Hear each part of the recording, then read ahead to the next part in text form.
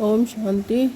प्रातः मुरली। ओम शांति। बाप दादा 7/8/2024 के परमात्मा मधुर महाभाग। मीठे बच्चे, याद की यात्रा से ही तुम्हारी कमाई जमा होती है। तुम घाटे से फायदे में आते हो, विश्व के मालिक बनते हो। प्रश्न है, सत्य का संग तारे कुसंग बोरे, इसका अर्थ क्या है? उत्तर है, जब तुम बच्चों को सत्य का संग अर्थात बाप का संग मिलता है तब तुम्हारी चढ़ती कला हो जाती है। रावण का संग कुसंग है, उसके संग से तुम नीचे गिरते हो, अर्थात रावण तुम्हें डुबोता है, बाप पार ले जाता है। बाप की भी कमाल है, जो सेकंड में ऐसा संग देते हैं जिससे तुम्हारी गति सदगति हो जाती है, इसलिए उसे जादूगर भी कहा जाता है। ओम शांति। बच्चे याद में बैठे थे, इसको कहा जाता है याद की यात्रा। बाप कहते हैं, योग अक्षर काम में ना लाओ, बाप को याद करो। वह है आत्माओं का बाप, परम पिता, पतित पावन। उस पतित पावन को ही याद करना है। बाप कहते हैं, देह के सब संबंध छोड़ एक बाप को याद करो। कहते हैं ना, आप मुँह मर गई दुनिया। देह सहित देह के जो भी संबंध आदि देखने में आते हैं उनको याद नहीं करो, एक बाप को ही याद करो तो तुम्हारे पाप जल जाएंगे। तुम जन्म जन्मांतर की पाप आत्माएं हो ना, ये है ही पाप आत्माओं की दुनिया। सत्युग है पुण्य आत्माओं की दुनिया। अब पाप सब कट कर पुण्य कैसे जमा हो? बाप की याद से ही जमा होंगे। आत्मा में मन बुद्धि है ना, तो आत्मा को बुद्धि से याद करना है। बाप कहते हैं कि तुम्हारे जो भी मित्र संबंधी हैं उन सबको भूलो, वह सब एक दो को दुख देते हैं। एक पाप करते हैं जो काम कटारी चलाते हैं, दूसरा पाप फिर क्या करते हैं, जो बाप सर्व की सदगति दाता है, बच्चों को बेहद का सुख देते हैं, अर्थात स्वर्ग का मालिक बनाते हैं। उसे सर्वव्यापी कह देते हैं। यह पाठशाला है, तुम आए हो पुनः पढ़ने। ये लक्ष्मी नारायण है, तुम्हारी एम ऑब्जेक्ट है, और कोई ऐसे कह ना सके। तुम जानते हो, अभी हमको पवित्र बन पवित्र दुनिया का मालिक बनना है। हम ही विश्व के मालिक थे, पूरे 5000 वर्ष हुए हैं। हम देवी देवता विश्व के मालिक है ना। कितना ऊंच पद है, ज़रूर ये बाप ही बनाएंगे। बाप को ही परमात्मा कहते हैं, उनका असल नाम है शिव। फिर बहुत नाम रख दिए हैं, जैसे बॉम्बे में बबूलनाथ का मंदिर है, अर्थात कांटे के जंगल में फूलों का बगीचा बनाने वाला है। नहीं तो उनका असली नाम एक ही है, शिव। इसमें प्रवेश करते हैं तो भी नाम शिव ही है।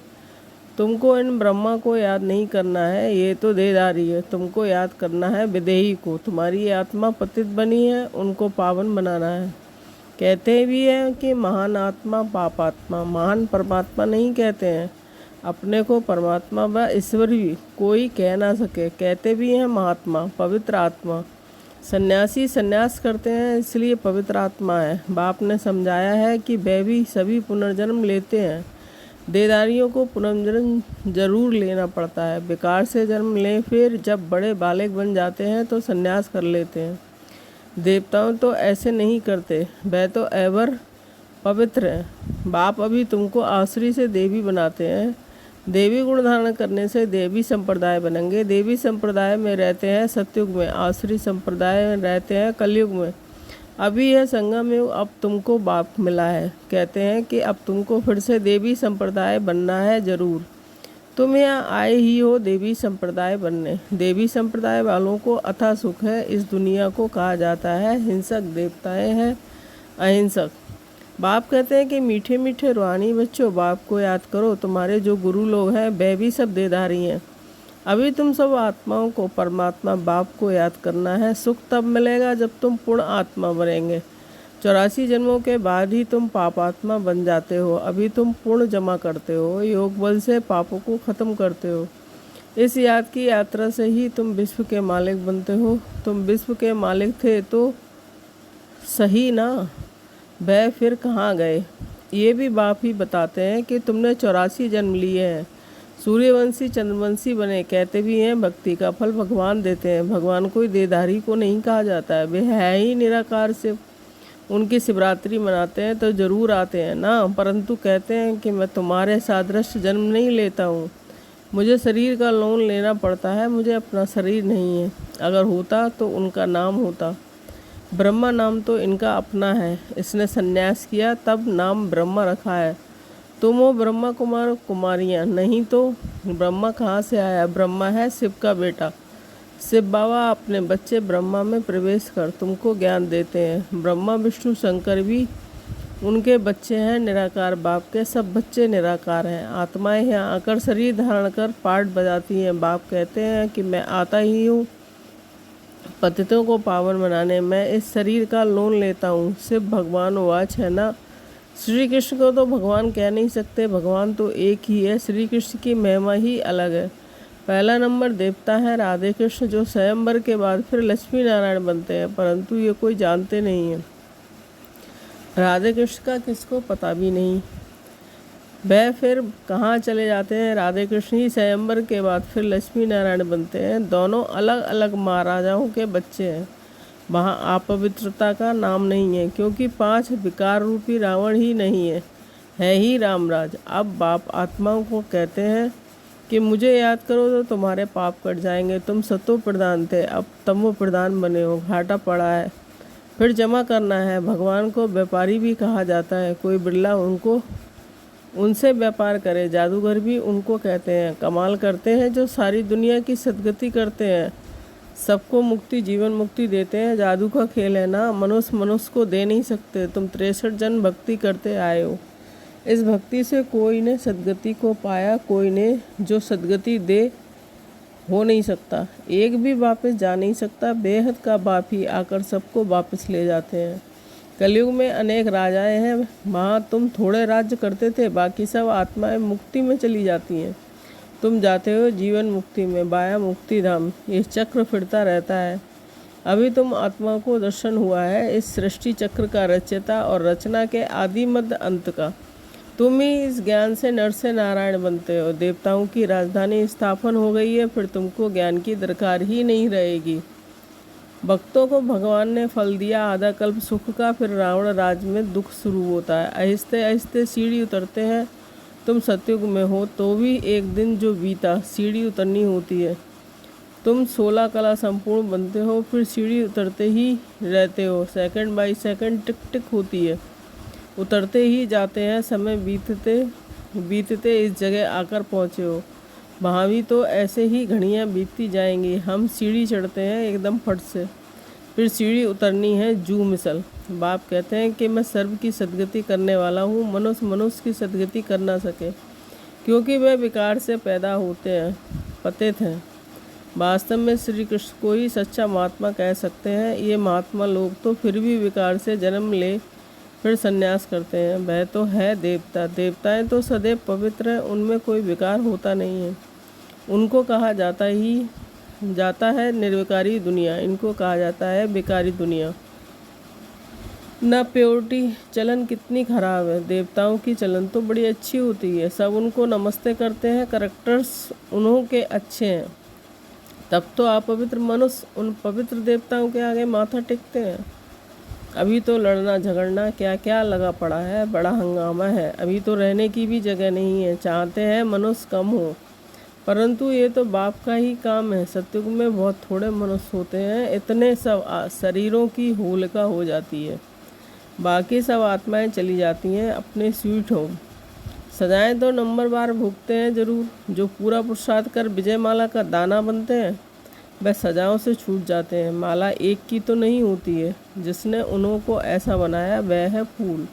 फिर है मेरू, प्रवृत्ति मार्ग है ना, तो जोड़ी की माला है, सिंगल की माला नहीं होती है। सन्यासियों की माला होती नहीं, वह है निर्वृत्ति मार्ग वाले। वह प्रवृत्ति मार्ग वालों को ज्ञान दे ना सके। पवित्र बनने के लिए उनका है हद का संन्यास, वह है हठयोगी। यह है राजयोग। राजाई प्राप्त करने के लिए बाप तुमको ये राजयोग सिखलाते हैं। बाप हर 5000 वर्ष बाद आते हैं। आधा कल्प तुम राजाई करते हो, फिर सुख में, फिर रावण राज में आहिस्ते आहिस्ते तुम दुखी हो जाते हो। इसको कहा जाता है सुख दुख का खेल।